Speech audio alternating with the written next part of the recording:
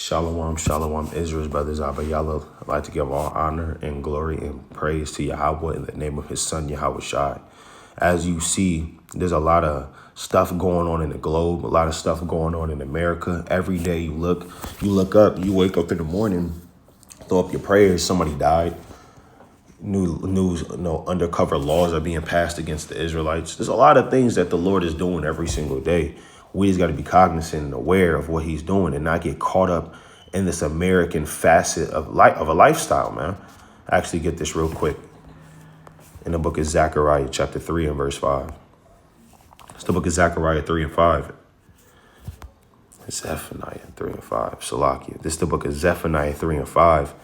The just Lord is in the midst thereof. He will not do iniquity. And every morning doeth he bring his judgment to light. He faileth not, but the unjust knoweth no shame. So every morning the Lord is doing something. The Lord doesn't slumber and sleep. The Lord doesn't take naps. The Lord doesn't rest. The Lord rests, but the Lord doesn't sleep. Right? He's not taking a 20-minute nap. The Lord's not doing that. It's Psalms 121 and verse 4. Start verse 3. He will not suffer thy foot to be moved. He that keepeth thee will not slumber. Behold, he that keepeth Israel shall neither slumber nor sleep. So that's why you see judgments rolling out every single day and new things being brought out as well if we're watching, right? So it says Trump tariff push given new twist by court setback. All right. A U.S. trade court ruling that blocked most of President Donald Trump's tariffs and found he had overstepped his authority. Wow. Overstepped his authority triggered some relief on financial markets while adding to the uncertainties weighing on the global economy. Now, he's the president of the United States, right? He's supposed to be the king of this place. And now we know there's an oligarchy and rulers in much more higher places. But if thinking about the fact that the president of the United States has overstepped his authority, right? He's supposed to have the authority, right? And that's why let's go to Daniel, the book of Daniel. That's why this empire is divided. It's the book of Daniel, chapter 7, right? And let's start at verse number 4. And it says, the first was like a lion that had eagle's wings. I beheld till the wings thereof were plucked, and it was lifted up from the earth and made stand upon the feet as a man, and a man's heart was given unto it. Actually, no, I want Daniel chapter 2. Right? Let's go to Daniel chapter 2, and I'll start at verse 31. And it says, thou, O king, sawest, behold, a great image, right? This is when Nebuchadnezzar had that dream, and he seen that image of a man with different materials, right, set up in each body part, right? It says the great image whose brightness was excellent stood before thee, and the form thereof was terrible. The image's head was of fine gold, his breast and his arms of silver, his belly and his thighs of brass, right? His legs of iron, his feet part of iron and part of clay. Now, why was the head of fine gold? Why representing the Babylonian Empire? Representing that gold is a very fine key element, man. It's worth a lot more than iron. It's worth a lot more than brass, silver, right? That head was singular under one king, Nebuchadnezzar. But then it starts to divide through what? The breast and his arms of silver, his belly and his thighs of brass start to kind of get a little bit more divided. His legs of iron, his feet part of iron and part of clay. And you see those toes, those 10 toes you can read about in Revelations, right, is the most divided part of the body. Part of iron, part strong, and part clay, part weak. And you see that this kingdom is iron, part of iron and part of clay. This kingdom is divided. They're telling the king, so-called Donald Trump, that he's overstepped his authority, man. What is he the president for then? If he can't make any decisions. This kingdom is done. Let's read on. Let's actually scroll down a little bit, right? Now you have this Edomite, Elon Musk, leaving the Trump administration, capping turbulent tenure. Now this is supposed to be Trump's right-hand man. These two devils were supposed to be working in tandem as a team. And now you have him leaving the Trump administration. Let's go to Matthew chapter 12. Let's get that. Matthew chapter 12. This is Matthew 12 and verse 25. And Yahushua knew their thoughts and said unto them, every kingdom divided against itself is brought to desolation, and every city or house divided against itself shall not stand.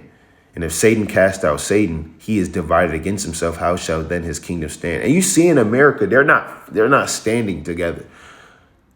You have certain Americans over here with authority telling the damn president he has overstepped his authority. You have this man, so-called Elon Musk, this guy, doing all these tests, trying to break the damn firmament. And, he's supposed to be Trump's right-hand man, making these decisions, these wicked laws together. But now he's leaving. They're divided against itself. There's no way that the Lord is showing you this kingdom it cannot stand. It's going to fall.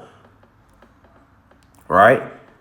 Let's see why. It says the billionaire Tesla CEO is leaving the Trump administration after leading a tumultuous efficiency drive, trying to turn everything to crypto, banning the U.S. dollar. It says during which he appended several federal agencies, but ultimately failed to deliver the generational savings he had saw. Yeah, he thought he was going to help change his empire around. Back to, what does it say? Make this place, make America great again. He thought he was going to help him do that, but he failed. He failed to deliver the generational savings he had sought because Esau's wise men is finished. Let's go to Obadiah chapter 1. And he's supposed to be one of the top wise men. He's supposed to be the top wise man that Trump has. And he failed. This Obadiah chapter 1 and verse 8. Shall I not in that day, saith the Lord, even destroy the wise men out of Edom and understanding out of the mount of Esau? And thy mighty men, O Taman, shall be dismayed to the end that every one of the mount of Esau may be cut off by slaughter. Yeah, they're falling. That understanding that they had, they're wiser than Daniel. The Lord said that. Let's go to Ezekiel chapter 28. He said, thou art wiser than Daniel. This is Ezekiel chapter 20 and verse 3. Behold, thou art wiser than Daniel. There is no secret that they hide from thee. Yeah, he went from building planes, right? Damn, the Industrial Revolution, making cars faster, factory jobs, more factory jobs, right? Cities, skyscrapers, technology, AI. You went from doing all of that to the Lord destroying your understanding out of this place. The top wise man failed as he had sought to deliver the generation savings as he had sought. He's a failure. The Trump administration is failures, man. This country is going to be brought to their knees. The Lord is making them fail. Let's scroll down a little bit. Good days are over. Say that again. Chinese students despair as U.S. cracks down on visas. And you Moabites, man, you always wanted to be like unto the beast. You always wanted to be made like unto her. These Moabite students are losing their mind because they can't freak off in Babylon the Great. They said the good days are over. Chinese students with offers from U.S. universities express despair. Let's see what that word despair means, man. All right, let's see what that word despair means, man. Let's get that despair definition. The complete loss or absence of hope. These Moabite students are loss of hope. Complete loss of hope. I hit the bottle. Lose or be without hope. So these these Moabite students, they lost hope. They have a complete loss of hope after Washington promised to start aggressively revoking Chinese students' visas and ordered U.S. missions abroad to stop scheduling new student visa appointments. Yeah, they kicking you Amalekites. These Moabites out. I don't know why I keep saying Amalek. Death to Amalek. But these Moabites are getting kicked out. And they said the good days are over. Let's get this in 2nd Ezra chapter 16. You damn right the good days are over. Let's go to Ezekiel 7 and 3. Yeah, it's the end. This is Ezekiel 7 and verse 3. I start verse 2. Alas, thou son of man, thus saith the Lord God unto the land of Israel, and the end is come upon the four corners of the land. Now is the end come upon thee, and I will send my anger upon thee, and will judge thee according to thy ways, and will recompense upon thee all thine abominations, man. Yeah, an end is come to this land, man. Right? An end is come unto this land. And you Moabites, man, I always want to be like Babylon the Great. You dished away your komodos and your long garments and your eastern wear for suits and ties and wedding rings. This second Ezra chapter 16 and verse 1. Woe be unto thee, Babylon and Asia. Woe be unto thee, Egypt and Assyria. Yeah, Asia, you can't get away from this. You can't get away from what the judgment the Lord has set forth for you, man.